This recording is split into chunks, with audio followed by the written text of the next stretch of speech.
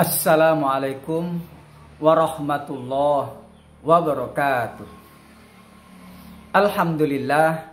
Alhamdulillahi rabbil alamin. Wassalatu wassalamu ala asrafil anbiya'i wal mursalin wa ala alihi wa sahbihi ajma'in. Amma ba'du. Para jemaah yang dirahmati Allah, pada kesempatan ini kita sedikit berbicara tentang apakah perlu kita berthariqah. Para jemaah yang dirahmati Allah. Jadi thariqah itu adalah suatu jalan atau metode, suatu cara untuk mendekatkan diri kepada Allah dengan jalan memperbanyak zikir kepada Allah. Dengan jalan memperbanyak ibadah kepada Allah Subhanahu wa ta'ala. Dengan zikir itu untuk membersihkan hati. Dengan bersihnya hati, maka mudahlah untuk kita mendekat kepada Allah yang Maha Suci. Di dalam thariqah tentu ada seorang pembimbing yang memberikan petunjuk dari ajaran-ajaran agama. Biasa disebut dengan syekh atau mursyid. Jadi mursyid adalah orang yang menunjukkan jalan untuk mendekatkan diri kepada Allah dengan memperbanyak zikir kepada Allah. Nah, zikir yang diajarkan oleh guru itu tentu zikir yang bersambung sanadnya. Maksudnya dari guru ke guru akhirnya sampai kepada Rasulullah Sallallahu Alaihi Wasallam. Maka zikir itu biasa disebut dengan zikir tarekat yang mu'tabarah. Tetapi kalau zikir yang diajarkan tidak bersambung, sanadnya sampai kepada Rasulullah terputus, apakah lewat guru hanya beberapa generasi, atau karena mendapat dari mimpi diajarkan, maka itu tidak bersambung sanadnya. Maka disebut dengan zikir yang tidak mu'tabarah. Para jamaah yang dirahmati Allah. Maka dengan demikian pertanyaannya, perlukah kita berthariqat? Maka jawabnya tentulah perlu. Kenapa? Karena orang yang berthariqah berarti dia telah berguru. Kepada guru siapa? Tentu kepada guru yang mengajarkan thariqah tersebut. Disitulah guru akan mengajarkan beberapa ilmu pengetahuan tentang agama. Diajarkan secara umum ilmu fikih, ilmu tauhid, ilmu tasawuf, dan ilmu ma'rifat. Disitulah guru thariqah mengajarkan yang setiap kali pertemuan dengan murid-muridnya tersebut. Ada yang 1 minggu sekali, ada yang 2 minggu, ada yang 1 bulan, ada yang 2 bulan sampai seterusnya. Setiap pertemuan guru memberikan nasihat-nasihat. Guru memberikan sedikit pengetahuan tentang masalah keagamaan, sehingga nanti muridnya beramal sesuai dengan ilmu yang ia pelajari. Tentulah yang diajarkan oleh guru mursyid itu adalah berasal dari Al-Quran dan hadis. Berasal dari Quran dan hadis. Kemudian itu ilmu umum. Tetapi ada ilmu khusus. Nah, di dalam thariqah itu adalah zikir. Nah, ini ilmu khusus. Ilmu khusus inilah yang diambil, yang bersanad sampai kepada Rasulullah Sallallahu Alaihi Wasallam, yang diajarkan kepada murid-muridnya itu. Jadi apabila kita ikut belajar, maka kita diajarkan zikir khusus. Kalau zikir khusus dari tarekat Qadiriyah wa Naqsabandiyah yang dipelopori oleh Syekh Ahmad Khatib Sambas ada dua, yaitu zikir la ilaha illallah dan zikir Allah, Allah, Allah di dalam hati kita menyebutnya. Nah, disitulah nanti guru mursyid akan mengajarkan zikir kepada kita, bagaimana goresannya di latifatul qalbi, kemudian kalimat la ilaha illallah diletakkan, digoreskan di latifatul qalbi, kemudian nanti di latifatul ruh, bagaimana caranya, ada goresan-goresan tertentu dalam membaca kalimat la ilaha illallah. Kemudian apa manfaatnya, apa fungsinya, bagaimana cara kita mengamalkannya, harus berapa banyak kita mengamalkannya, maka disitulah kita diajarkan. Jadi pertanyaan kita tadi, pentingkah kita bertoriko? Maka sangat penting, karena kita di situ dibimbing oleh guru yang biasa dalam tarekat disebut dengan mursyid atau syekh, dibimbing. Tetapi kalau kita tidak berguru, sulit mau detil kita mempelajari suatu ilmu untuk mengamalkannya, sulit jadinya. Kadang-kadang dalam keterangan dari sebuah buku walaupun sejelas-jelasnya, tapi untuk diamalkan kadang-kadang bisa ragu kita. Apakah benar yang ku amalkan ini atau tidak? Tapi kalau kita sudah berguru langsung, misalnya kita ragu tentang ini, bisa ditanyakan langsung pada guru. Bagaimana caranya goresan ini? Bagaimana caranya membaca ini? Guru yang memberitahu. Inilah pentingnya berguru. Nah, kalau kita ikut tarekat, maka pentingnya bertarekat, yaitu berzikir kepada Allah untuk mendekatkan diri kepada Allah. Dan manfaatnya pula, apabila kita berguru tersebut, masuk tarekat tersebut, maka seakan-akan kita, pemisalannya adalah mata rantai. Mata rantai yang cukup panjang. Itu berarti murid-murid yang cukup panjang itu. Cukup ramai, lalu kita ikut tarekat umpama. Kita ikut masuk dalam anggotanya, kita berguru kepada mursyid tersebut, seakan-akan kita sudah masuk dalam mata rantai. Lalu yang lain ikut lagi, masuk lagi. Nah, ketika ditarik yang di sananya itu, di sananya ditarik, maka ketika ditarik ini akan ikut tertarik. Nah, berarti kita dalam satu jamaah. Demikian juga tarekat-tarekat yang lain sama. Dia membuat mata rantai, ikut lagi, ditarik, maka ujungnya akan ikut tertarik.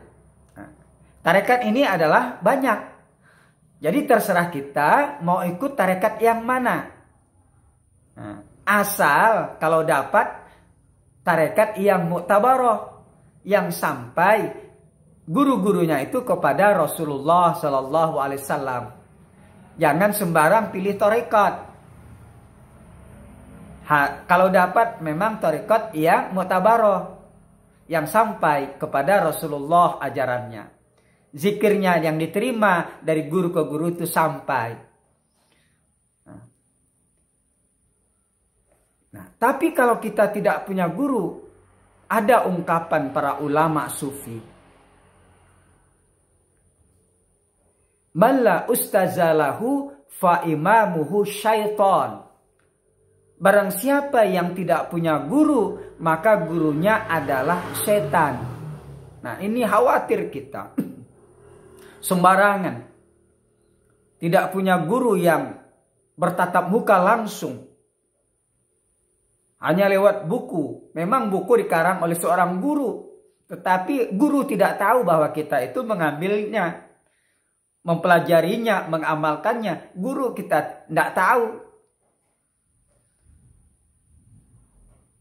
Alangkah guru itu tahu. Sehingga dia mengikhlaskan apa yang kita amalkan dari yang diajarkan tersebut. Nah, yang terpenting disitulah. Nah, para jamaah yang dirahmati Allah,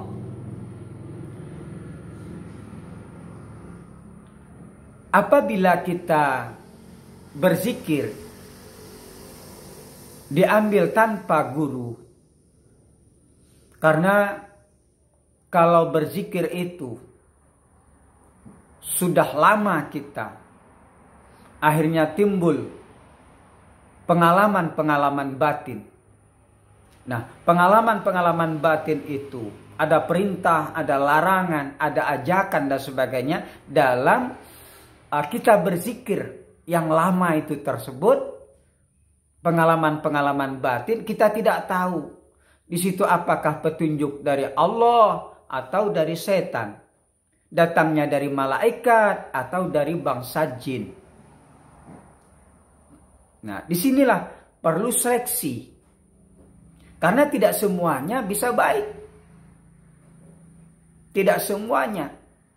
Banyak orang yang disesatkan disebabkan hanya berzikir terus-menerus lalu mendapatkan pengalaman batin. Ternyata pengalaman batin itu dibisikkan oleh setan, dinasihati oleh guru-guru yang lain, tak mau, karena dia sudah menganggap tinggi ilmunya, padahal dia terjebak dalam bisikan setan, dibimbing oleh setan. Para jamaah yang dirahmati Allah, tapi kalau kita berguru, maka kita tanyakan, apa isyarat-isyarat yang kudapatkan tadi malam dalam berzikir, wahai guru? Dia memerintahkan ini dan ini. Lalu kata guru, oh ini bahaya kalau kau ikuti. Ini adalah jebakan daripada setan. Maka teruskan berzikirnya. Nanti kamu akan mengetahui dengan baik. Kamu nanti akan sampai kepada Allah. Ini baru tangga-tangga yang belum sampai. Kau teruskan, karena itu adalah jebakan-jebakan dari mereka. Nah, gampang. Tapi kalau kita tidak ada guru, siapa yang akan menasihati kita? Siapa yang akan menyeleksi? Secerdik-cerdiknya kita, kalau tidak ada yang menasihati, sulit pula. Sulit juga rasanya. Kemudian pertanggungjawaban di akhirat. Kamu dapat zikir ini dari mana? Ini kan tentu dipertanyakan. Bukan hanya sekedar harta yang ditanyakan. Ilmu kita ditanyakan pula. Kau dapat dari mana? Para jamaah yang dirahmati Allah. Jadi dengan kita bertarekat, maka banyaklah dari pengetahuan agama yang kita dapatkan. Pertama, kita banyak silaturahmi atau silaturahim antara satu dengan yang lain.